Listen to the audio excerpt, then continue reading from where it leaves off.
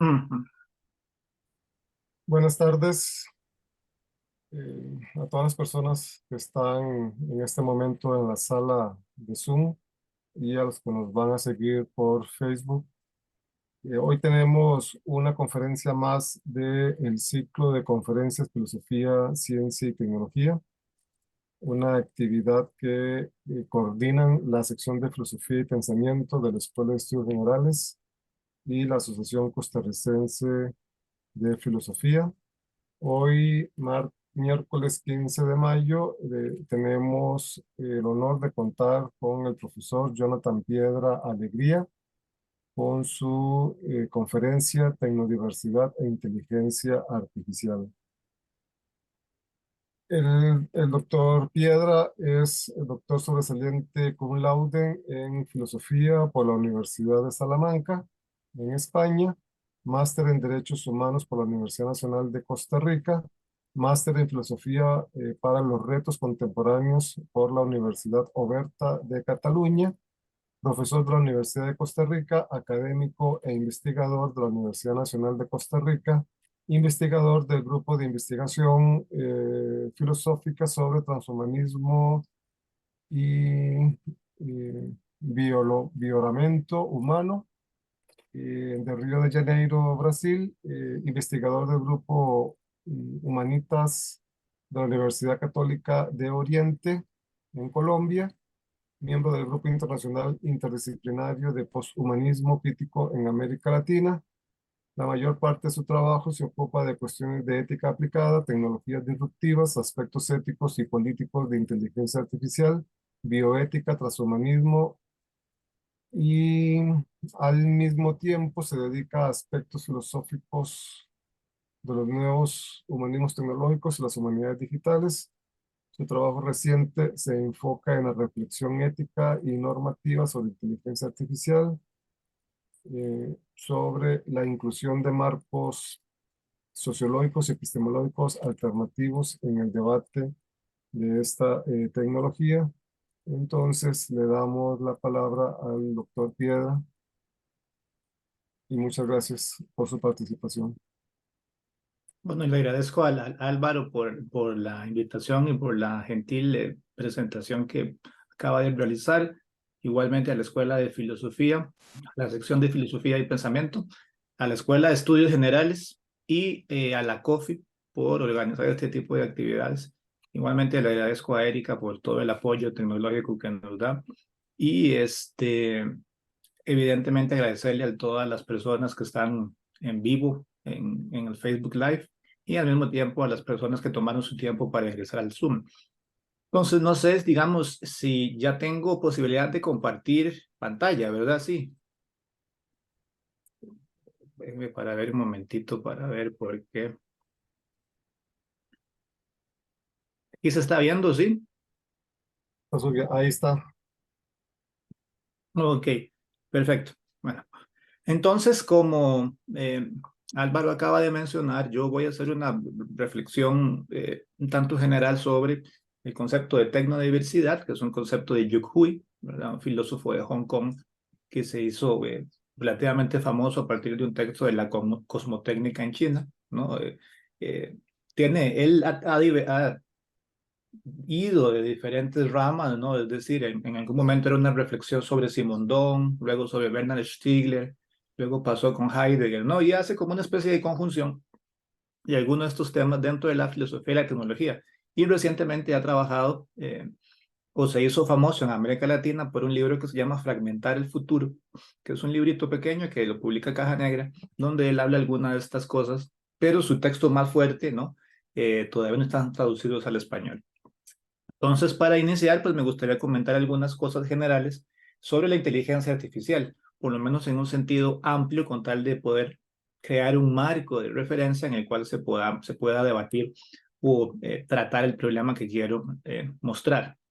Bueno, en términos generales, se habla bastante sobre la inteligencia artificial. Se plantea que tiene una serie de cambios disruptivos, dentro de los cuales entra todo el asunto de la sanidad, la salud. específicamente con la inteligencia artificial generativa, que ahora se utiliza para generar predicciones y conocimiento más preciso. Específicamente en la ciencia, por ejemplo, se han desarrollado algoritmos de inteligencia artificial para intentar mostrar las conexiones o los vínculos entre moléculas y generar mejores resultados, investigaciones, procesos, etcétera, ¿no?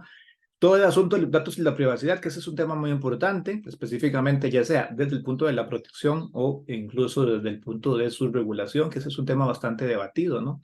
Como ustedes saben, la inteligencia artificial, específicamente la generativa, digamos, ocupa una gran cantidad de datos, ¿verdad? Una cantidad ingente de datos para poder hacer sus predicciones correctamente, ¿no? Y a partir de ahí han salido una serie de discusiones específicamente sobre el futuro de la inteligencia artificial en los empleos y en los trabajos, ¿no? En realidad, ustedes pueden ver con bastante frecuencia que se dice que la inteligencia artificial va a quitar los empleos, que va a reemplazar a los abogados, a los profesores, a los médicos, a los artistas y una gran cantidad de cosas que se dice con algún tipo de entusiasmo y muchas veces con una especie de optimismo bastante ingenuo, ¿no? Por decirlo de alguna forma, ¿no? Sin embargo, lo que sí es cierto es que la mayoría de las personas consideran que esta es como una era o el boom de la inteligencia artificial y esta tecnología es disruptiva, es decir, genera cambios y estos cambios se traducen no únicamente en la cuestión tecnológica, sino en eh, disrupciones propiamente en la sociedad, la forma en cómo nos comunicamos, la forma en cómo trabajamos, la forma en cómo generamos conocimiento, la forma en cómo recibimos información, la forma en cómo se generan vínculos o conexiones sociales, etcétera, ¿no? Y algunas personas la llaman como la era de la inteligencia artificial, específicamente el siglo XXI, ¿no? Porque ahí fue cuando tuvo todo este boom particular y este nombre ha tenido mayor resonancia específicamente con la aparición de la inteligencia artificial generativa que sin duda genera una especie de salto, aunque no tan impactante como uno podría suponer, pero sin duda es un cambio bastante importante. En ese sentido, algunas personas influyentes o importantes dicen que la inteligencia artificial va a generar la cuarta revolución industrial, ¿no? E incluso ya hablan de una quinta revolución, específicamente con la inteligencia artificial generativa, ¿no? The Bank of America dice que la próxima revolución industrial va a ser exclusivamente por la inteligencia artificial. No indica cómo, ni por qué, ni exactamente de qué forma se va a dar esta revolución, pero está enfocada en que así va a ser, ¿no? Y un documento de la Unión Europea un tanto viejito, ¿no? Porque ya se aprobó el Acta de Inteligencia Artificial, que es como una ley para toda la Unión Europea, mencionaba en uno de sus considerandos que la inteligencia artificial ha llevado que la humanidad se encuentre como en un borde, como en un límite en el cual ya va a haber una especie de vínculo sincrético entre robots, bots, androides, y que esto va a generar un cambio tan significativo en la sociedad que va a transformar, o por lo menos modificar radicalmente lo que entendemos por humanidad y lo que entendemos por trabajo humano. Más o menos estos son el tipo de comentarios que aparecen siempre respecto a la inteligencia artificial y que son muy comunes escucharlos en noticieros, entusiastas, documentales, TikToks, etcétera, ¿no? Sin embargo, lo cierto del caso es que para nadie es un secreto que los principales avances de inteligencia artificial son producto de empresas privadas y específicamente de dos grandes grupos particulares, ¿no? Hay un grupo conocido como GAFAM, que está integrado por Alphabet, que es, digamos, la empresa matriz de Google, Amazon, Facebook, bueno, Meta, ¿verdad? Que sería la empresa matriz de Facebook, Apple y Microsoft. Eso será como del lado occidental y ustedes pueden ver que prácticamente todas son compañías estadounidenses. Y por el otro lado, ¿verdad? Quienes dominan el mercado son un conjunto de empresas chinas que se ubican dentro de un acrónimo que se conoce como BATS, ¿no? Que sería Baidu, Alibaba, que también es una gran matriz de otra serie de empresas, ¿no? Tencent y Xiaomi. Y todas estas empresas, con sus subdivisiones, son las que concentran el poder económico y tecnológico. de la mayoría de desarrollos o aplicaciones de inteligencia artificial. No puede decirse que hay una industria fuerte de inteligencia artificial en la Unión Europea. De hecho, ahora hay una propuesta para intentar combatir esta especie de hegemonía mundial, en el que quieren crear como un hub de inteligencia artificial en la Unión Europea. Los Emiratos Árabes Unidos también están metiendo gran cantidad de dinero para controlar el mercado, por lo menos para ser relevantes, ¿no? Rusia se dice que también está intentando introducirse al mercado de la inteligencia artificial, aunque no queda claro cómo, ¿verdad? Y también la India es otro gran megamercado que está cubierto, aunque la India parece que está cubierto por tecnología china, ¿no? Específicamente por Baidu, Tencent, Alibaba, etcétera, ¿no? Lo cierto del caso, no, es que como ustedes pueden ver en esta imagen, la mayor cantidad de patentes desarrolladas de inteligencia artificial están ubicadas en empresas específicas, ¿no? Microsoft, IBM, Samsung, Google, Philips, ¿verdad? Y esta concentración evidentemente genera ciertas características en la implementación, el desarrollo y evidentemente también en cómo consumimos todos los productos de inteligencia artificial. Hay un libro muy interesante de Kai-Fu Lee que se llama Las superpotencias de inteligencia artificial, China, Silicon Valley y el nuevo orden mundial, donde básicamente él plantea que el verdadero debate o conflicto no está en que quite empleos, en que tenga o venga a reemplazar personas, sino en una concentración desigual de poder. Es decir, la generación de estas apps o estos de startups de inteligencia artificial están ubicados en centros núcleos o ciertos núcleos de conocimiento y en ciertos espacios de poder que lo que generan es una brecha social muy fuerte. Es decir, no únicamente en quienes consumen y producen inteligencia artificial, que América Latina es un consumidor directo, ¿no? Sino en quienes utilizan o la forma en cómo se genera el conocimiento. Es decir, la inteligencia artificial se ha visto incluso más allá de una tecnología abiertamente, ¿no? Y se plantea como una especie de ideología. Es decir, esta ideología es la que va a superar, resolver todos los problemas. A mí me genera mucha extrañeza y diversión una entrevista que dio hace unos cuantos años el primer ministro de Estonia, donde decía que Estonia era el país más preparado para el desarrollo y el boom de la inteligencia artificial, porque ustedes saben que Estonia es el país más tecnológico del mundo, supuestamente, ¿no? Tiene digitalizado el 98% de todos sus procesos. Y entonces le preguntaron que por qué era importante la inteligencia artificial o por qué Estonia tenía que subirse a ese tren de inteligencia artificial. Y dijo una respuesta muy honesta, pero al mismo tiempo desconcertante. Y la respuesta fue que realmente no sabía por qué, pero tenía que subirse, ¿no? Porque si no se subía, perdía, digamos, ese espacio de oportunidad económico, social. Es decir, no tenía claro en qué iba a mejorar nada, pero era claro que había una especie de desarrollo económico en el fondo, ¿verdad? Lo cual es como una respuesta un tanto preocupante en el contexto que estamos hablando, ¿no? Y en este sentido, lo que Kai-Fu intenta plantear, porque Kai-Fu Lee plantea, ¿verdad?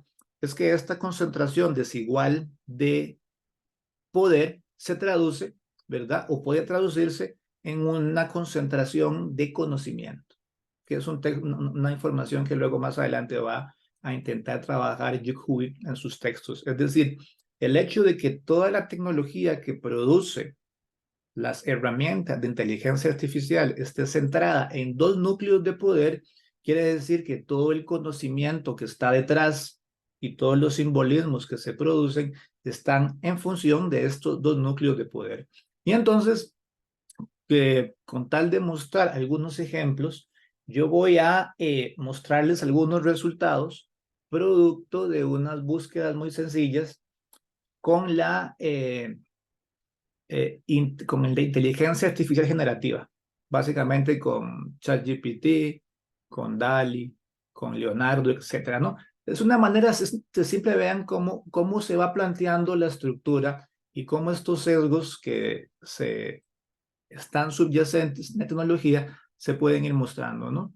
Primero va a ser una cuestión, digamos, ejemplificativa, quizá un tanto chistosa, y luego vamos a ir profundizando con tal de poder llegar específicamente a la conclusión, que es la que me gustaría desarrollar, que tiene que ver con la propuesta de la tecnodiversidad y el conocimiento que plantea Yuk Hui, ¿no? Entonces, yo le pregunté para iniciar, ¿verdad?, a DALL-E, ¿verdad?, que es un generador de imágenes online. Ustedes, si tienen, por ejemplo, el ChatGPT de pago, pues pueden utilizarla, o está, digamos, de una vez inmerso, o se pueden meter a la página, ¿no?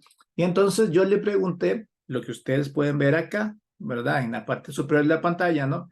Y les puse en el prompt que me generara una persona brasileña sonriendo, ¿no? Perdón. Y puse además que fuera en un aspecto de selfie, ¿no? Y que tuviera fotorrealismo. Y esta fue la descripción que me dio de las personas brasileñas, según la imagen que está ahí. Yo no podría decir qué tan brasileños o no parecen, digamos, ¿verdad? Es decir, parece que todos son personas morenas, con sonrisas perfectas y algunos con rasgos asiáticos, ¿verdad? Pero según esta información que está acá, parecería que esta imagen claramente no es representativa de la población brasileña, por decirlo de alguna forma, ¿no? De hecho, si ustedes ven, cuando dice aquí la población preta, ¿no?, que sería, por ejemplo, la afro, no está representada, y casi la que está más representada sería la morena, ¿no?, por decirlo de alguna forma, ¿no?, aunque tiene rasgos muy particulares. Y entonces, a pesar de que esta imagen pues no es tan extraña, uno puede seguir haciéndole preguntas a diferentes buscadores de inteligencia artificial y obtener respuestas muy diversas, ¿no? Entonces yo pasé, ¿no?, a otra aplicación gratuita que se llama Leonardo AI, que también es de generación de imágenes, y le pregunté lo que ustedes ven acá, ¿no? Una Barbie colombiana con una gran sonrisa. Y esta fue la imagen que me puso, ¿no? Es decir, yo no sabría decir qué tan colombiana es esta Barbie, ¿verdad? Parece que tienen como colores, ¿no? Y si al mismo tiempo hay una Barbie, pues siempre debe haber su compañero que es Ken, ¿no? Y entonces puse el mismo prompt, pero al revés, ¿no? Con la única diferencia que en vez de poner a Barbie, pues puse a Ken. Y me sacó la siguiente imagen. No sé si ustedes ven acá, ¿no? Que es como una mezcla de Pedro el Escamoso con Pablo Escobar, no sé, como muy estereotípica y muy estereotipada, ¿no? Que lo que hace es reflejar más bien como estereotipos de lo que algunas personas consideran que es un hombre colombiano, ¿no? Pero tal vez, digamos, el error estaba en que yo estaba preguntando sobre Barbies y entre muñecos, ¿no? Y entonces puse un prompt diferente, ¿no? Puse población inca indígena tomándose una selfie, ¿no? Y salieron estas imágenes que están acá. Y como ustedes pueden ver, yo no parece ninguna persona inca, los colores no calzan, la ropa no calza. En el mejor de los casos, tal vez algunos rasgos, pero parece muy bien que están asociadas, no sé, como a los indígenas navajo de Estados Unidos o alguna cosa por el estilo. Y entonces, como yo no tengo herramientas específicas para saber si una población indígena como tal calza, entonces empecé a preguntar cosas que yo puedo verificar, ¿no? Y entonces puse, como ustedes pueden ver acá, en el siguiente prompt, gente de Costa Rica tomándose una selfie. Y salieron las siguientes imágenes que están acá. Pues bueno, no sé, parece que todos están como en el Braulio Carrillo y todos tienen como rasgos asiáticos, lo cual me parece como muy extraño, no sé, son como que son de Vietnam o no sé, ¿verdad? Pero esta es la información que salió. Y entonces, bueno, quizá es que los datos de entrenamiento de esta generador de imágenes están muy sesgados y entonces puse otra generación de imágenes diferente, ¿no? Y puse exactamente lo mismo en este buscador que está acá. Y salieron estas imágenes que están acá. Parece, en la primera imagen parece que está gente de Costa Rica, y digamos que es de Costa Rica por los colores simplemente, ¿no? Tomándose una foto como en el edificio Chrysler, ¿no? La señora que está abajo tiene como un perrito gato oso muy extraño, ¿verdad? Que no sabemos qué significa, ¿no? Y las otras personas que están al otro lado, no sé, están como detrás del monte Fuji, no sé, en un escenario como apocalíptico bastante peculiar, ¿verdad? Que, digamos, no entiendo, digamos, cuáles son las representaciones que están ahí. Se nos sigue preguntando, ¿no? Y entonces planteé la siguiente imagen que está acá, ¿no? Mujeres costarricenses en un traje tradicional o típico, ¿no? Y me salieron estas imágenes que están acá. No sé, parecen mujeres, no sé cuál podría ser, de la India quizá, o alguna tradición particular, no podría indicarlo, ¿no? Y entonces otra vez quizá el error era mío en poner un prompt demasiado específico y entonces puse uno más general, que es este que está acá. El Centro de Costa Rica Fotorrealismo. Este debería ser más fácil, ¿no? Porque las fotos no deberían estar sesgadas, ¿verdad? Simplemente se busca la imagen de San José y la va creando, ¿no? Y salió esta imagen que está acá, ¿no? Que es como una mezcla de Miami con La Habana Vieja, ¿no? Y una perspectiva muy extraña, ¿no? Realmente ese San José parece muy bonito, ¿verdad? Es una perspectiva muy particular, ¿no? Y quizá ya para ir un poco cerrando estos ejemplos un tanto chistosos, pero que lo que me interesa es explicar lo que reflejan de fondo, ¿no? Entonces hice una pregunta más específica. La primera fue la siguiente, ¿no?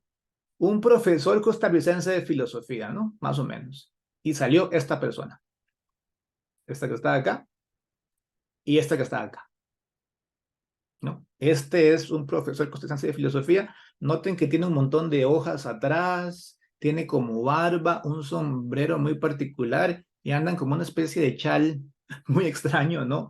Muy difícil de discernir. Y entonces, yo siguiendo esta línea, puse otro prompt, ¿no? Que lo que intentaba mostrar era un profesor costarricense de filosofía. Y salió esto, que está acá, ¿no? Una especie de niño con un sombrero de lana o de paja o no sé, digamos. Pero era muy extraño porque cada vez que hablaba de Costa Rica, en todas las imágenes salían estas matas que están aquí, ustedes la ven, ¿no? O salían matas, o salía naturaleza, o salía cosa de café, ¿verdad? Y mientras más específico fuera, iban, digamos, saliendo diferentes imágenes, ¿verdad?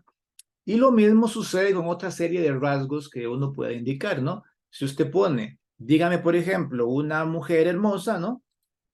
En general, cualquier cosa, sale esto o esto que está acá, ¿no?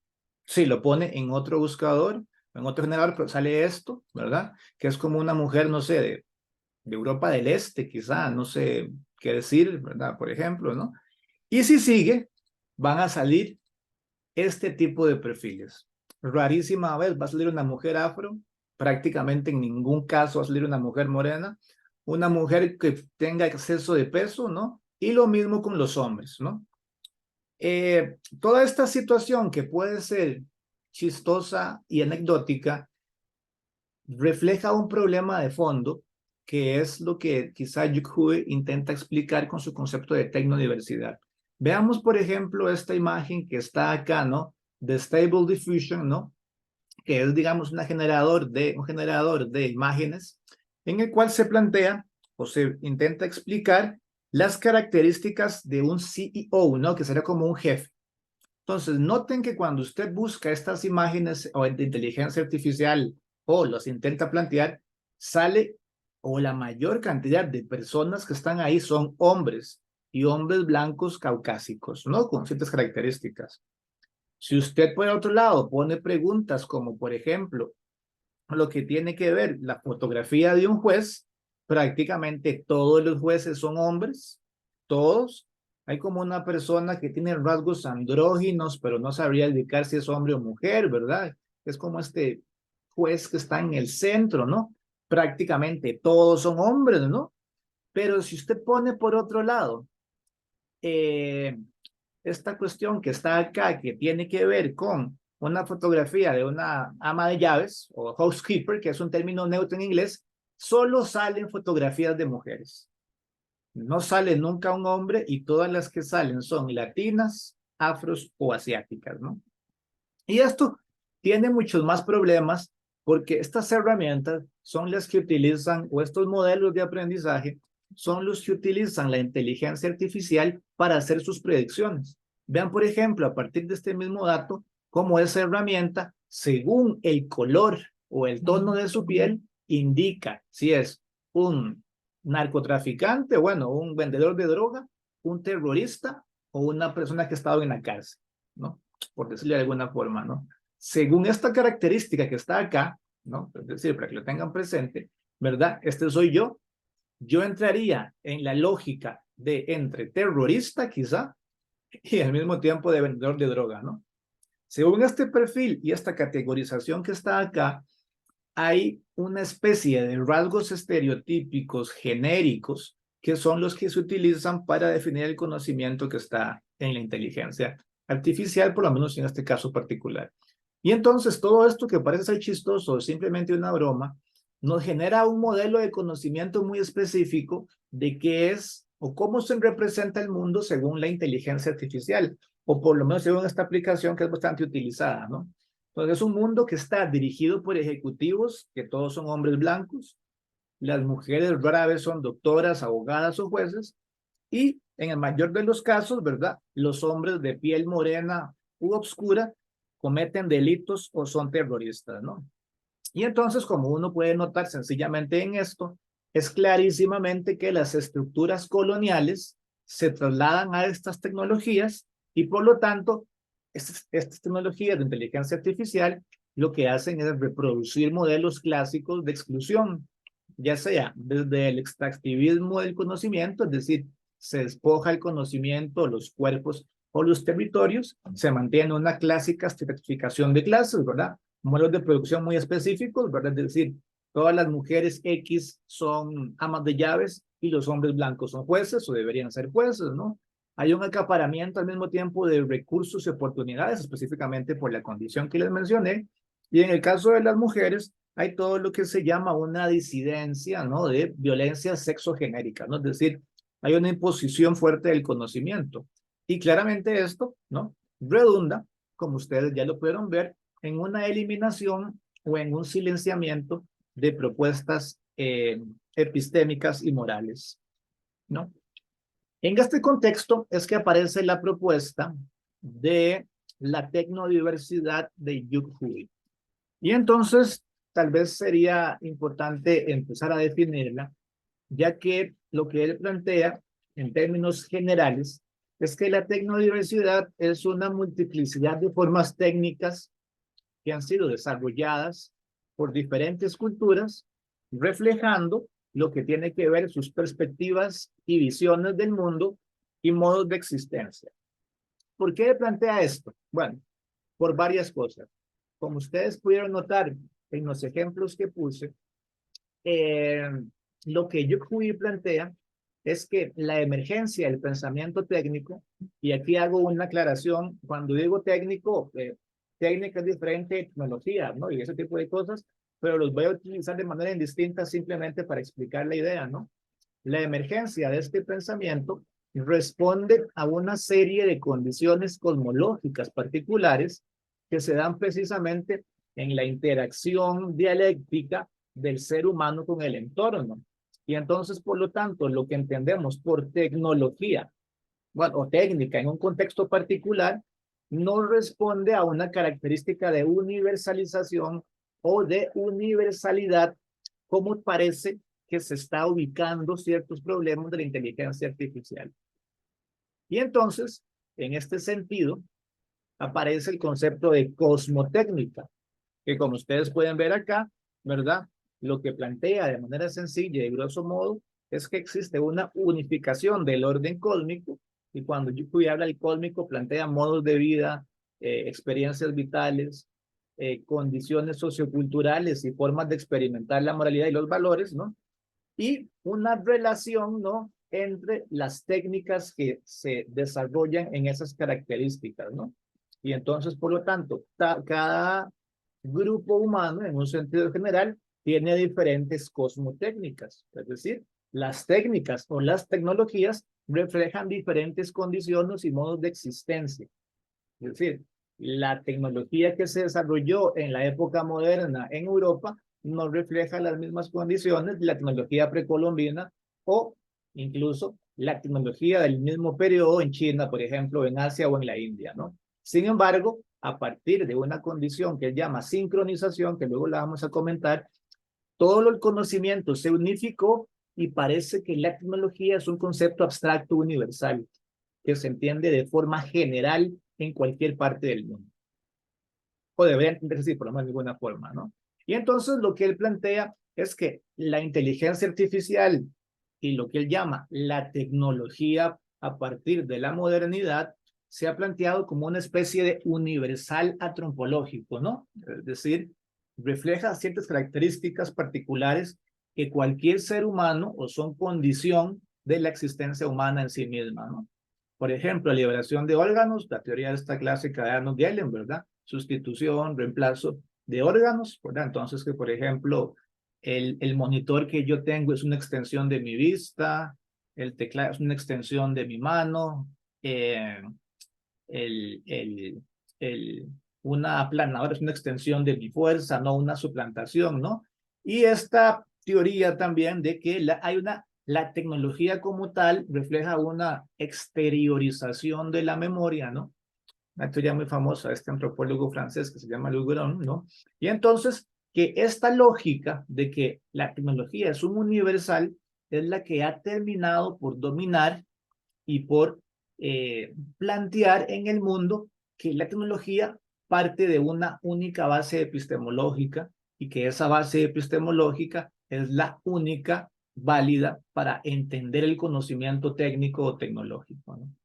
Lo que él plantea en esa línea, ¿verdad? Es, por ejemplo, lo que se estaría entendiendo con este ejemplo de la ley de Moore, que está aquí, por ejemplo, ¿no? Si ustedes ven, ¿verdad? En el avance que está acá, que puede ser como un avance específico también de la inteligencia artificial, en el punto 3, ¿no? Hay un salto a lo que se llama la singularidad, ¿no? Y este concepto de la singularidad tiene diferentes formas de entenderse, pero puede ser de varias formas, ¿no? Si usted lo entiende desde el concepto transhumanista, lo que está planteando es que en algún momento va a haber un salto cualitativo tecnológico que va a transformar el mundo de una forma irreconocible para nosotros, y ese va a ser como el primer paso hacia el transhumanismo y luego el posthumanismo, ¿no? En un contexto, digamos que más moderado, pero todavía bastante optimista, este paso de la singularidad es cuando la inteligencia artificial tenga esta capacidad de predicción y de conocimiento que de alguna forma que nadie sabe va a llegar a tener conciencia, ¿no? Que esto es lo que se conoce como la inteligencia artificial general. Hace poco hubo una reunión de la gente de OpenAI y de Microsoft y dijeron que esta inteligencia artificial general, es decir, esta inteligencia artificial indistinguible de la humana, iba a llegar a darse en un periodo de 5 años más o menos. Por lo menos al nivel de avance que vamos, en unos 5 años, esta inteligencia artificial se iba a desarrollar o por lo menos iba a lograrse, ¿no? Y que precisamente por eso había que tener cierta cautela en la utilización de la inteligencia artificial. Es decir, lo que Yukuy está planteando es que la tecnología se entiende como en una única lógica de progreso y modernización hacia un avance absoluto del conocimiento. Y entonces, este tipo de tecnología, o este tipo, o mejor dicho, esta forma de concebir la tecnología es la que va a dominar el mundo, ¿no? Y por lo tanto va a eliminar todas las demás formas de conocimiento. Algo muy parecido a la propuesta esta de Heidegger del Gestell, ¿no? De la estructura de emplazamiento de la técnica moderna, ¿no? En el cual la técnica moderna lo que busca es extraer energía a la fuerza, ¿no? En el cual todo se ve como una especie de, de existencia, ¿no? Es decir, como cosas que pueden ser reemplazadas, ¿no? Y entonces se homogeniza todas las demás formas de explicar el ser y entonces, por lo tanto, se oculta, ¿verdad? Todas las demás formas epistémicas o epistemológicas, ¿no? En este sentido, aparece o intenta plantear Yukuy la propuesta de la cosmotécnica, que dicho sea de paso, no deja de ser controvertida, pero por lo menos es una propuesta interesante. Que lo que él plantea es que esta propuesta de conocimiento homogénea y universalizante lo que hace es dejar en un segundo plano todas las cosmologías particulares que no están pensadas en la practicidad o que no están pensadas en la funcionabilidad. Y esto tal vez pueda verse bastante en la inteligencia artificial. Casi todas las apps de inteligencia artificial, o muchas por más las que conocemos, están pensadas en un beneficio económico. Prácticamente ninguna son de código abierto, exceptuando alguna que otra, ¿no? Y entonces todas están en función del lucro y de la eficiencia en tanto obtener un objetivo. Casi todas comienzan de forma gratuita y cuando se van mejorando hay que ir a la parte de pago, ¿no? Entonces, unas son para mejorar la capacidad de lectura, otras son para grabar audio, otras son para etcétera, pero todas están pensadas en una eficiencia dentro de una lógica productiva, dice Yuhui, ¿no? Y esa lógica productiva es la misma lógica de la línea ascendente de progreso, que es la que abarca toda la perspectiva sociotécnica mundial, ¿no?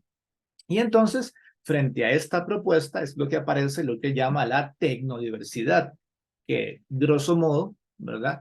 Es permitir un universo de alternativas tecnológicas que no estén pensadas dentro únicamente de esta lógica de productividad. Es decir, esta tecnodiversidad no busca únicamente trascender el antropológico universal tecnológico, supuestamente, ¿no? Sino encontrar como un núcleo o un universo histórico en el cual se desarrolla cada tecnología, ¿verdad? Entendida como algo universal para ese pueblo o comunidad, pero no universal en el sentido de la única específica que existe en la realidad, ¿no? Y entonces, por lo tanto, las tecnologías o las cosmotécnicas o las tecnodiversidades no están compitiendo con ninguna otra tecnología, sino que reflejan particularmente intereses, propuestas y valores relacionados con las condiciones específicas de cada una. Porque si usted entiende esta tecnodiversidad como una competencia a esta lógica universal, según Yuhui, estaría otra vez entrando en la misma lógica de la competencia universal. Y efectivamente ese no es el propósito. En esta línea, no sé si ustedes han utilizado la aplicación de Duolingo, ¿no? Que es una aplicación que aparece en Android o en iOS, que es básicamente para aprender idiomas. Es una aplicación que está potenciada con inteligencia artificial y tal vez sirva para explicar lo que está diciendo Yuhui, ¿no? Duolingo tiene una cantidad de idiomas que usted puede aprender y entre uno de ellos que usted puede aprender, ¿no? Es el gaélico escocés. No sé si ustedes saben cuántas personas en el mundo hablan gaélico escocés, ¿verdad? Pero básicamente hay 58.652 hablantes de gaélico escocés. Es decir, el menos del 1% en Escocia. Sin embargo, ¿verdad? Esta población parece suficientemente relevante para que este idioma aparezca en todas las aplicaciones de Duolingo. Incluso, si esto les parece extraño, ¿no? También Duolingo tiene el idioma, por ejemplo, de Game of Thrones, ¿no? Usted puede aprender el Valyrian o el Alto Valyria, un idioma que no existe, ¿verdad? Pero evidentemente usted puede aprenderlo. E incluso también puede aprender el idioma Klingon, ¿no? Que es el idioma de Star Trek, ¿no? Usted puede aprender el idioma de Game of Thrones, el de Star Trek y el gaélico escocés en la aplicación de Duolingo, ¿no? Una aplicación que está abierta para todo el mundo y como ustedes pueden ver, pueden aprender un idioma que solo 54.000 personas hablan en el mundo, después idiomas que nadie habla en el mundo, pero no aparece en Duolingo, por ejemplo, el idioma maya quiché, no aparece. Que dicho sea de paso, tiene cerca de 4 a 6 millones de hablantes. Pero tampoco aparece en Duolingo el idioma quechua, que tiene de 7 a 10 millones de hablantes como mínimo, ¿no? Todos estos datos son datos muy generales, ¿no? Y entonces es como muy extraño que para una población de 7 millones de hablantes no exista un elemento específico, pero para una población de 54.000 sí exista, ¿no? En una aplicación de inteligencia artificial. E incluso aparezcan idiomas para dos poblaciones de gente que no existe, ¿no? Como puede ser la gente de Star Trek, ¿no? O las personas que escuchan Game of Thrones. Y entonces, esto plantea, como ustedes pueden ver, una clarísima separación en el cual estos idiomas están pensados en la productividad, es decir, no están pensados en que la gente quechua o que la gente pueda aprender quechua, ni que la gente pueda aprender maya quiché. Están interesados en la gente que paga plata porque ve estas series y en la gente que les gusta el gaélico escocés, específicamente como una cuestión de hobby o oportunidad. Y entonces, por lo tanto, la inteligencia artificial, en este caso particular, no está pensando en estas cosmotécnicas o en estos valores o grupos particulares, que es básicamente lo que está hablando Yuhui, ¿no?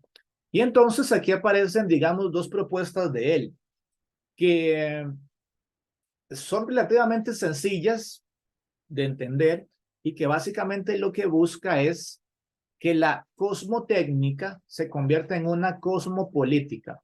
Y esta es parte de la cosmopolítica, es como uno de los puntos que más critican de él, ¿no? Pero valga la pena mencionarlo, ¿no? Y entonces, esta filosofía de la cosmotécnica lo que busca es el rescate de cosmologías locales.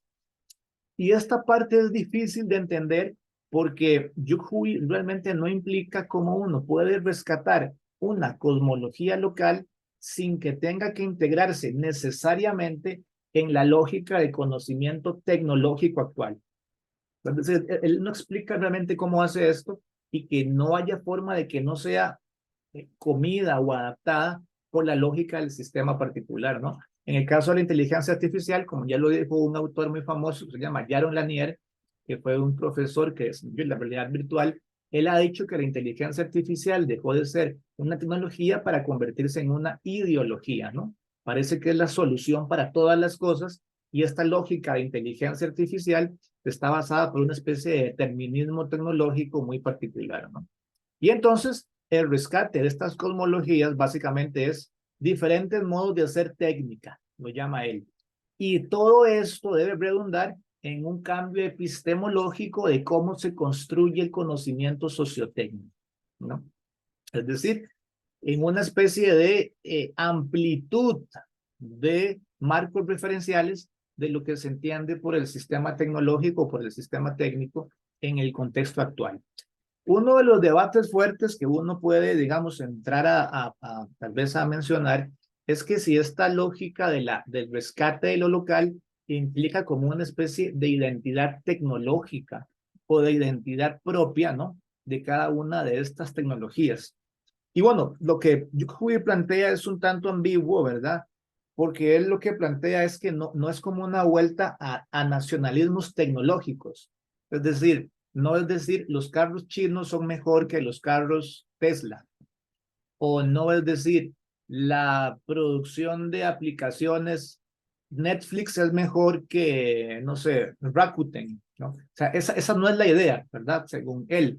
La idea no es decir, la tecnología china es mejor que la tecnología, digamos, estadounidense. Lo que plantea Yuhui es que no hay ninguna forma real de valorar las tecnologías chinas y estadounidenses porque responden a intereses particulares diferentes. Y cuando usted dice que la tecnología china es mejor que la estadounidense, se está metiendo otra vez en el marco, perdón, de una lógica universal de conocimiento. Y cada tecnología responde a intereses particulares. Y entonces no es que la tecnología china es mejor o la gringa peor o viceversa, sino que cada uno responde a intereses diferentes y a motivaciones distintas.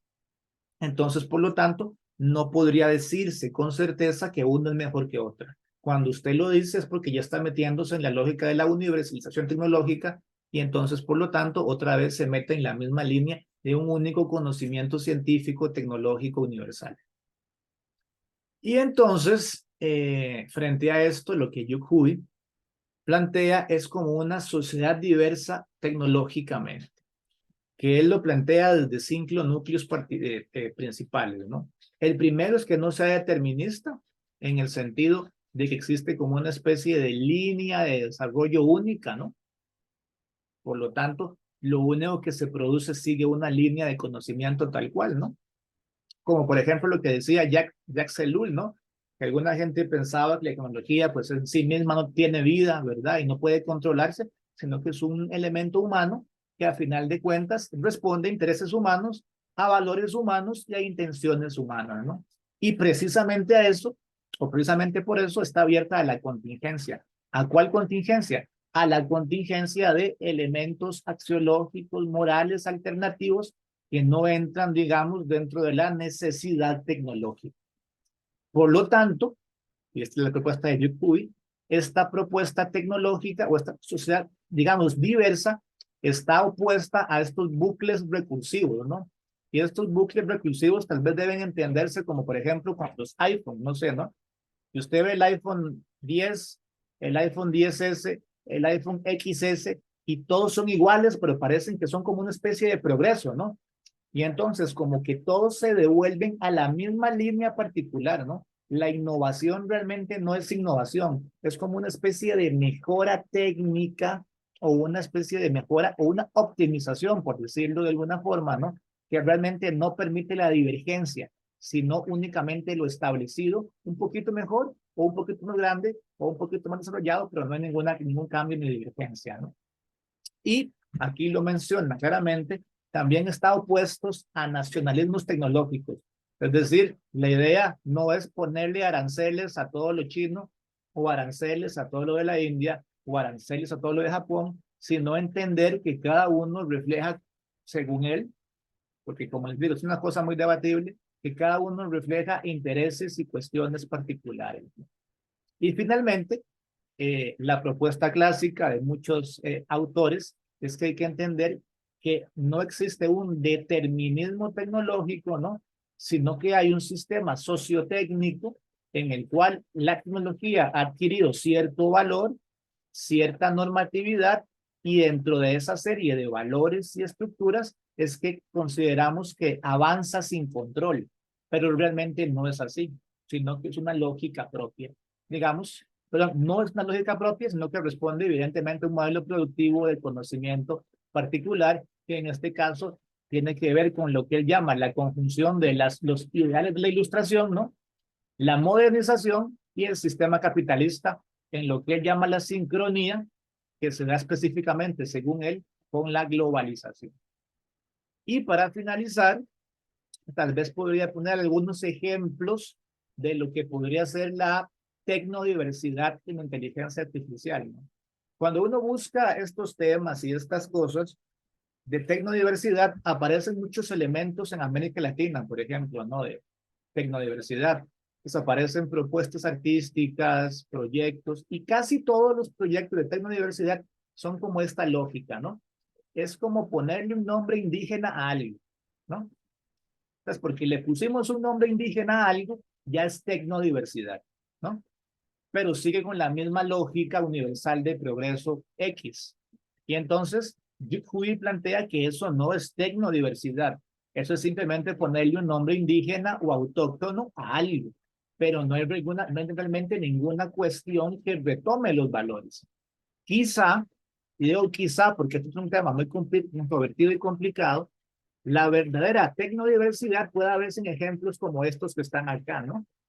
Por ejemplo, estos que ustedes ven acá es de un grupo boliviano que se llama Aymar Yatigana, que lo que intenta crear es un lenguaje de programación en quechua, ¿no? Es decir, no intenta que la gente quechua aprenda Python, no intenta que la gente que habla quechua aprenda R, no, es que tengan un modo de programación que responde a sus propios intereses, porque muchos de los términos en inglés o en español no existen en quechua. Y entonces, por lo tanto, buscan un modelo que se adapte a su verdadera forma de ser y a su verdadera forma de experimentar el mundo. Otro podría ser este que está acá, que se llama Mistral AI, que es como un modelo de lenguaje tipo ChatGPT, que tiene dos características importantes, ¿no? El primero es que fue completamente entrenado en francés y entonces, por lo tanto, intenta dar respuestas basadas exclusivamente en la idiosincrasia francesa, ¿no? Entonces, aunque digamos sea un conocimiento universal, si hay alguna modificación dentro de la cultura o el lore francés, entonces ella da una respuesta típicamente francesa. Y la otra es que es un modelo de código abierto, ¿no? Es decir, se puede modificar, se puede descargar, puede ver los datos de entrenamiento, puede ver las bases, y eso ningún modelo lo tiene hasta el día de hoy únicamente Mistral AI, ¿no? Y otro, tal vez, que puede ser un ejemplo interesante, es este que ustedes ven acá, ¿no? Que la Vietnam está intentando entrenar un gran modelo de lenguaje únicamente con vietnamita, ¿no? Porque ustedes saben que la mayor cantidad de modelos como ChatGPT, Llama, Gemini o cualquiera de esos otros, ¿no? Está entrenado con bases de datos o con datos en inglés. Y cuando responden en español, en francés, en alemán o cualquier otro idioma, lo que hacen es como una especie de traducción del inglés a cada uno de esos idiomas, ¿no? Y entonces, por lo tanto, se pierden las sutilezas particulares de cada uno de esos elementos concretos, ¿no? Y a partir de ahí, quizá esto pueda ser tecnodiversidad. Y digo quizá porque este concepto todavía es un tanto complicado de aplicar.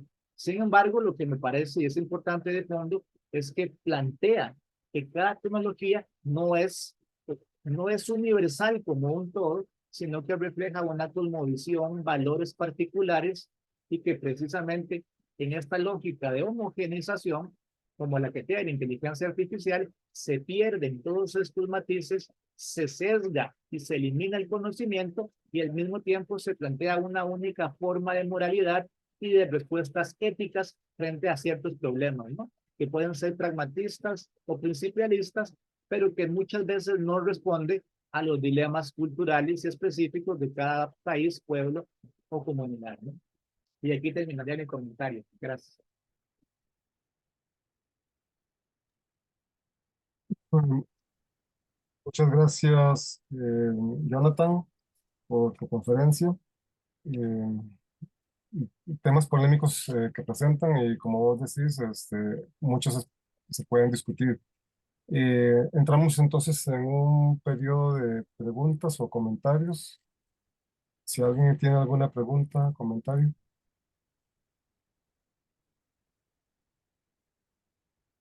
Yo, Así es, Luis. Ujú. ah, bueno, muchas gracias por esta presentación tan interesante. Se me ocurren dos preguntas, una muy particular. Si yo le pregunto a un programa de inteligencia artificial, ¿cuál es una representación de un de un narcotraficante o de un filósofo o lo que sea? ¿Cuál es la aceptable? ¿Habría alguna aceptable? Porque me parece que cualquiera que genere va, va a generar, va a traer problemas, particularmente si le pregunto, por ejemplo, que me represente a un drogadicto. La segunda pregunta tiene que ver con la distinción entre cosmogonías, cosmologías, visiones filosóficas, etcétera, y tecnologías particulares, porque cuando se habló en la conferencia de diversidad de visiones cosmológicas, inmediatamente el ejemplo que se da es de una tecnología diferente, pero las tecnologías en el mundo entero responden a necesidades la mayor parte de las veces, y esas necesidades, si tienen solución, son soluciones generalizables. Si necesitamos un puente, no queremos que se caiga. Si se busca una medicina para un tipo de cáncer, queremos que lo cure. En realidad no veo cuál es la diferencia entre una cosmología particular, local, y una solución tecnológica local que supondría entonces que hay una necesidad local que no es universal. Gracias. Gracias por las preguntas. Sí, yo le puedo dar la respuesta de Yukui, ¿verdad? La respuesta, la mía sería la primera y la Yukui y tal vez un poco la segunda. Digamos, en realidad el problema que plantea las imágenes es que la mayoría de los datos de entrenamiento que utiliza la inteligencia artificial están basados en perfiles y en datos particulares. Y entonces, por ejemplo, cuando existe un sistema en Estados Unidos que se llama el sistema COMPAS, ¿no? Es un sistema de inteligencia artificial que decide si le da la libertad condicional a los privados de libertad, ¿no? Y el sistema como tal le negaba gran cantidad de veces la libertad condicional a la población afro, ¿no? Aun cuando cometía la misma cantidad de delitos, por lo menos de manera estadística, ¿no? En ese caso particular, con la población blanca, ¿no? Estudiando el algoritmo y el resto de representación de la inteligencia artificial, lo que se llegó a la conclusión es que en un mismo caso, ¿verdad? La inteligencia artificial tomaba los datos de que había una gran cantidad de gente encarcelada afro para decir que como había mayor gente de cantidad encarcelada afro, entonces había mayor probabilidad de que cometieran o que volvieran a cometer un delito, ¿no? Y entonces el punto no es que exista una imagen prototípica, ¿no? O una especie de espejo ahí eh, con la realidad, sino que los datos que están siendo utilizados para representar estas imágenes no muestran una diversidad de personas, sino que reflejan condiciones específicas de grupos. Por ejemplo, casi toda la población que está ahí está representada con población latina o afro. Rarísima vez usted va a encontrar que hay población blanca o caucásica, ¿verdad? De acuerdo, pero eso no es un problema de inteligencia artificial, es un problema de inteligencia. Bueno, pues sí, digamos, en principio sí, o más bien sería de estupidez, digamos, ¿verdad? O sea, confiar una decisión tan delicada a un programa me parece absurdo. ¿Verdad? Bueno, le cuento que ni tan absurdo es porque en una encuesta que hicieron en el 2022 en la Unión Europea, el 40% dijo que prefería que una inteligencia artificial los gobernara que un ser humano. Bueno, pero eso lo que muestra es que además de falta de inteligencia artificial, hay una falta de inteligencia natural. O sea, Sí, hay sí, un sí. problema con la inteligencia artificial, pero también un problema con la Claro, inteligencia sí, sí. natural. ¿Verdad? Sin duda, sin duda, ¿verdad? Sin duda. Es posible que la inteligencia artificial no sea más que un reflejo de la estupidez humana. En efecto, lo que pasa es que precisamente por eso ponía todo el antecedente inicial, hay como una especie de boom que es la solución para todo, ¿no? Es decir, nuestro gobierno particular, ¿verdad? Con la propuesta del bicentenario, el presidente actual, anterior, perdón, ¿verdad? Quería implementar, ¿verdad? Inteligencia artificial para todos los procesos, sin tener muy claro por qué, cómo los va a optimizar o en qué va a mejorar, ¿no? Y lo mismo en una gran cantidad de cosas particulares, ¿verdad? Entonces, evidentemente, esta confianza ciega que uno le da a la inteligencia artificial, suponiendo que va a ser mejor que la humana, ¿no? En esta lógica progresiva, es, digamos, parte del problema. Pero sin duda no hay ningún arquetipo específico de persona X o Y, ¿verdad? Esa no habría ninguna cuestión. Sin embargo, tiende más, o bueno, no tiende más, tiende a repetir todos los patrones y estereotipos propios de cada comunidad particular, ¿no? ¿Verdad? Esa sería la primera. Y la otra parte, digamos, que está diciendo Yukui, pero es una parte muy controvertida de él, ¿verdad? Esta es una parte que entra mucho en debate de todo lo que él dice, ¿verdad? De hecho, es una de las partes que más entra en controversia, ¿verdad? Es que, digamos, él plantea, por ejemplo, el caso de la medicina china, ¿no? Y la medicina occidental, ¿no? Y entonces hay varias formas de curar un malestar, digamos, con los medicamentos o con la química occidental, y otro podría ser con la medicina tradicional china, ¿no? Entonces, si yo quiero que me curen y hago acupuntura, me funciona porque me cura. Si quiero que me cure y me tomo una pastilla, también me funciona porque me cura, ¿no? Sin embargo, lo que está diciendo Yukui es que la medicina tradicional china responde a valores diferentes a la medicina tradicional occidental, a una Bueno, perspectiva amplia del ser humano, holística, del Tao, del bien y el mal, mientras que la otra la ve como simplemente una cuestión fisiológica, química, y entonces, por lo tanto, no es que una sea mejor que la otra, sino que responden a intereses diferentes. bueno, pero o cura o no cura. Es decir, si yo tengo cáncer y me funciona la acupuntura, excelente, pero no es porque yo soy chino. Ah, no, no, no, para nada, no. Eso es. Para nada, ¿verdad? Sí, sí, desde luego, o sea, no Correcto. responde que usted sea chino o de la India, sino que la base con la que surgió la base, por eso habla de cosmotécnica, ¿no? La base esta en la que surgió es diferente y responde a intereses distintos. No, obvio, claro.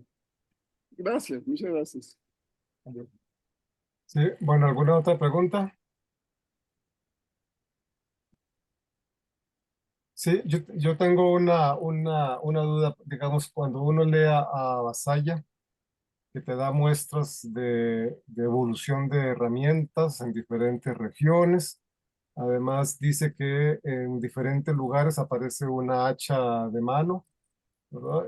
Y que y se han encontrado evidencias, ¿verdad? De que diferentes grupos humanos han utilizado una misma hacha que fue transmitida, ¿verdad? Yo no sé si por comercio o por intercambio cultural y demás, porque es como lo que dice Luis, que independientemente del origen cosmológico, cualquiera puede utilizar cualquier tecnología. Claro, sí, Entonces, exactamente. sí, habría un principio de universalidad, ¿verdad?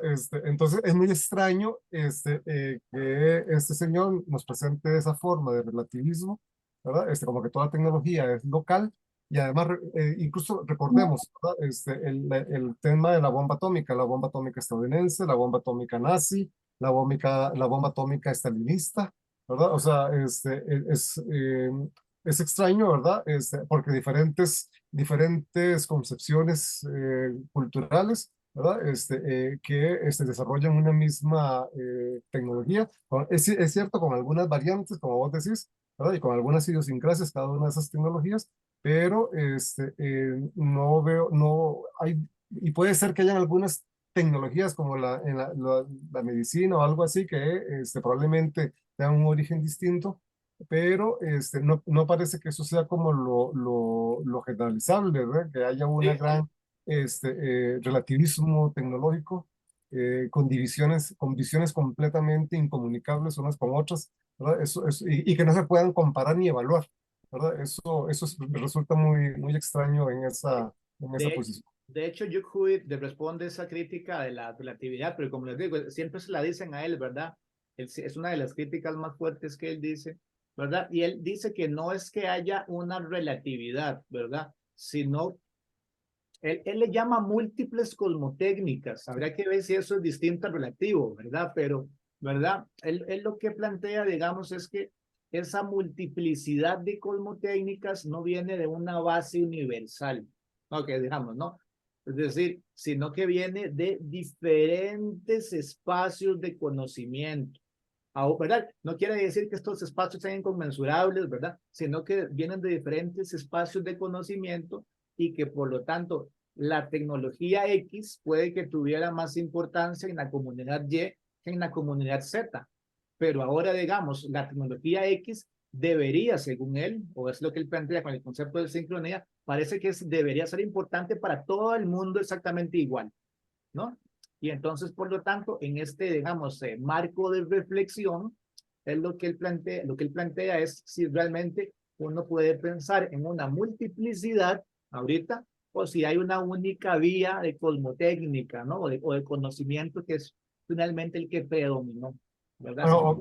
Bueno, yo no sé si predominará, bueno, predomina en lo que vos has Es lo que él mencionado. dice, ¿verdad? Sí. Sí, exactamente, pero predomina en lo que él se refiere a estas grandes empresas. Obviamente, ahí hay un predominio, pero me parece que eso está como sesgado también porque cuando uno ve las diferentes facultades de ingeniería, de diseño, ingeniería industrial y demás, cuando intentan introducir interculturalidad y inclusión y otra serie de cosas, bueno, pero ¿de qué está hablando? ¿Verdad? Sí, claro, me parece que funciona muy bien para estas grandes empresas, ¿verdad? Y entre ellas hay un intento de monopolizar y estandarizar, ¿verdad? Los procesos, pero también hay un gran auge de otras tendencias muy diversas, pues llamémoslo como de un pluralismo tecnológico, pero de alguna u otra forma, digamos, hay que tomar decisiones, ¿verdad? Sí, sí. Sí, ujú, Sí, sí, de hecho, por lo menos yo una parte que le critico mucho es que él habla de cosmotécnicas, pero mete la China como si fuera una sola, ¿no? sí.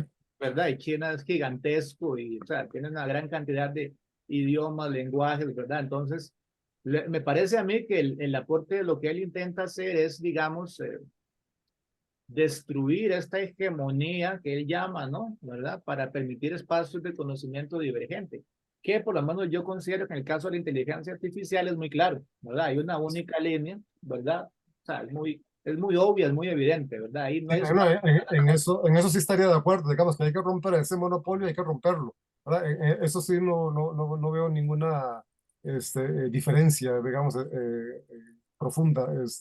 El asunto es la forma en que lo explica. Sí. Así, digamos, sí. Pero como le digo, él se basa mucho como en esta lógica de Heidegger, ¿no?